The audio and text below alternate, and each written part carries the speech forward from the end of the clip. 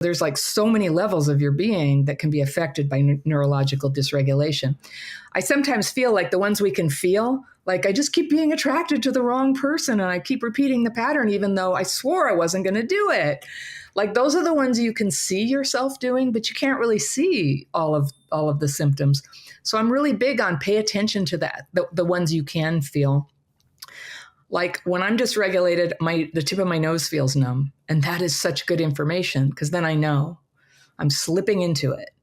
And when I'm dysregulated, I know don't say anything, don't make big decisions, don't drive a car. And because I have, when I'm dysregulated, I have symptoms like I'll trip over things, I'll space out, I'll drop things. Like washing dishes once, I broke 4 different dishes, like once every 5 minutes, I was like dropping something. I couldn't really control my hands. So it's like a really physical thing. And it helps to know that because when you're like, okay, so those weird choices I'm making about relationships to not leave has a lot to do with it too. The nervous system is activated by being around this kind of person. Then if you have an attachment wound, you bond very quickly. Maybe you sleep with them right away.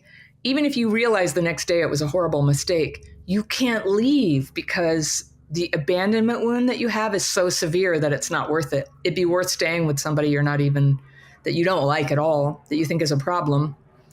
It's worth it instead of going into the abandonment melange, it's called, depression, that can happen for people who actually were abandoned as kids.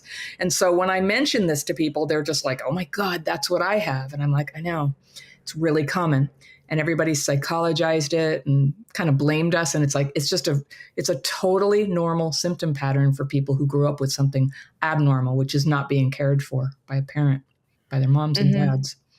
Yeah, the way that I've heard it explained that makes a lot of sense to me is that you have these imprints on your nervous system, and then you also like the way that I look at it, it's like gears to a car, and everyone's neutral is going to be a little bit different. Like some's might actually be this calm, and others are maybe like starting off in third gear. So if you have had a really really violent or less than ideal upbringing, then you're used to chaos. So then when you find chaos in another person, your nervous system registers that as familiar. And then that's why you kind of seek out these people that are bad for you. Because it's almost like peace seems boring when chaos is normal. And then you start to find that in other people. Yes, that much is true. That much is true, but it's not the whole story. What would you add to that? Huh? What would you add to that? Well, just that, I think a lot of the ways that trauma has been understood by the experts is wrong. That they don't have it. So what it looks like from the outside is like, oh, we're making conscious choices. And then they think, well, if I made a choice like that, what could motivate me? Well, maybe I'd be trying to recreate my childhood or trying to correct it this time. But I think that while it's possible somebody has that, that's rarely the case. And it's really just what activates. And it doesn't feel normal. Again, this is not something we're doing on any kind of conscious level. We're not choosing it. And there's also social factors, because I think a lot of the experts also come from, they're often from the upper middle class. That's kind of the average, right? And so they have this upper middle class experience. But when you grow up poor, I grew up poor and on welfare, and I wasn't cared for, and I had free lunch. And I had a lot of factors. Like I couldn't invite people home because my mom might walk in drunk and really inappropriate. And the house was like Hoarderville, I was very ashamed of, when I was a teenager, I didn't have an ability to identify myself very differently from where I came from, so I was just ashamed of myself all the time. So you have these things kind of working against you.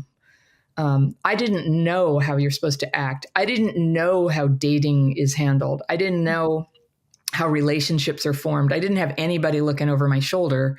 So there's like cultural, social stuff that goes on with that. But I grew up, my mom was a hippie. I grew up in a commune, and everybody was just having sex on the floor, which was very upsetting to me as a kid. And so I had that level of upset. But at the same time, growing up, people were like, why are you so uptight? Hey, babe, you're all in your head. You need to just relax. You have too many expectations. These cultural messages that you're supposed to just be into casual sex, or you're some sort of like, failed woman. And so it was a lot of cultural noise and conflict in my head. And it took a lot of maturity and healing for me to be able to even know what I want. And I was in my 30s, mid 30s, before I was like, you know what? I want to get married and have kids. And therefore, I can't ever date or even think about dating somebody who doesn't want those things. Mm-hmm. And I kid you not, nobody ever told me this. And so my program is you learn to re-regulate your nervous system so that you can think again and, sense your inner compass of right and wrong.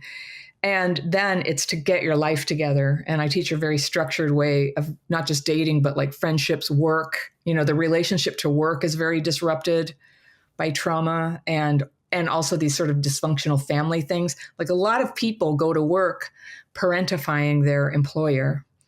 And like, you don't get me, you don't see me, and not realizing that work is actually transactional. And so, if you don't go in and choose a job that works for you and pays what you want, or change jobs when it's not what you want, you're probably not going to get it, or you have to ask for a raise. So there's all these little trauma-driven behaviors where, people self-sabotage, but nobody really tells you. And for me, a lot of it was because the rule book is written by people who are of a social class where they just think this stuff is by osmosis. How to negotiate career advancement, which you don't. If your parents never advanced their careers, you don't know. So you'd have to really be brilliant to seek it out. Mm-hmm. Mm-hmm. Yeah, I would agree with that. I think it's the way that at least from my experience, I feel like the more work I've done on myself, the more like coaches I've had or mentors, the more reading I've done, the more podcasts, the more retreats, like all of these tiny little things that are kind of like piecing myself back together, the more awareness I have of how unaware I was prior. And it was almost like a lot of the decisions you were making completely asleep. And you're like, why would I think that's a good idea? Or why did I have that view of whatever the situation might be? And to talk about having conversations or with people and automatically filtering out, like if they don't want marriage or kids and these are things I want, obviously that's incompatible. But there's so many people I know that are entering like marriages with people and those values aren't aligned. And I don't know if some of it is a sense of the unworthiness or that they can change someone, or I don't know what it is. All but of the above. Yeah. All the above. Yeah. And from the Definitely. outside, you're just like, that is not going to work, or you're making such a big sacrifice and you're going to pay that later. And that's going to lead to a whole nother situation of resentment and loss and grief and all of these things. And it just makes me so sad to know that people are denying themselves what they truly want, like what their soul wants in this life.